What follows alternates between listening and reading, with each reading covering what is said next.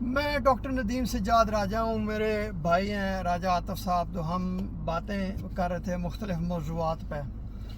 تو باتوں باتوں میں ایک بات چلی کہ ایک گروپ ہے، اس کے ہر بندے کے ساتھ اختلافات ہو جاتے ہیں، لڑائیاں ہو جاتی ہیں، اور ہر وقت وہ کسی نہ کسی محاذ پہ سرگرم رہتے ہیں، یعنی کہ لڑائی کسی کیفیت پیدا کی ہوئی ہوتی ہے.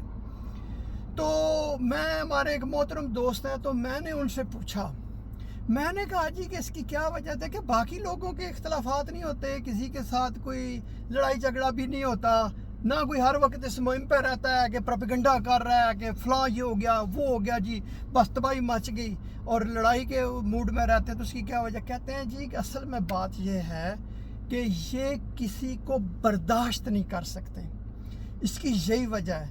تو آپ کا کیا خیال ہے کہ لوگ کیوں اس طرح کرتے ہیں، کیوں ایسا رویہ ہوتا ہے؟ ڈاکٹر صاحب، میرے خیال میں سب سے پہلے تو یہ ہے کہ وہ جلن ہوتی ہے، اور جلن انسان کو تب ہوتی ہے جب اس کے پاس وہ اسکل لیول نہیں ہوتا یا اس کے پاس وہ صلاحیتیں نہیں ہوتی جو دوسرے شخص کے پاس ہوتی ہیں. تو رادر دین کہ اپنی صلاحیتوں سے اس کا مقابلہ کرنے کی بجائے تو وہ جلن شروع کر دیتے ہیں، وہ ایک منفی کمپین شروع کر دیتے ہیں. وہ چاہتے ہیں کہ اس بندے کو اس طرح گرایا جائے، پروپیگنڈے سے گرایا جائے، یا اس کی شخصیت کو ایسا بنایا جائے کہ متنازع بنا دیا جائے. تو یہ ان لوگوں کا ہوتا ہے، اور وہ اپنی یعنی کہ خواہشات کی تکمیل کے لیے کہ وہ چاہتے ہیں کہ ہر چیز پہ ان کا کنٹرول ہو، وہ جیسا چاہیں ویسا کریں. ان کی جو خواہشات ہوتی ہیں ان کے برعکس جب وہ کام نہیں ہوتا تو وہ جلنا شروع کر دیتے ہیں. وہ ان میں وہ کیسے کہتے ہیں کہ منفی ان میں سارے سوچ آ جاتی ہے. تو میرے خیال میں اس کی سب سے بڑی وجہ یہی ہے. جی بہت شکریہ. تو میں نے جو آپ کی باتوں سے بالکل میں اتفاق کرتا ہوں.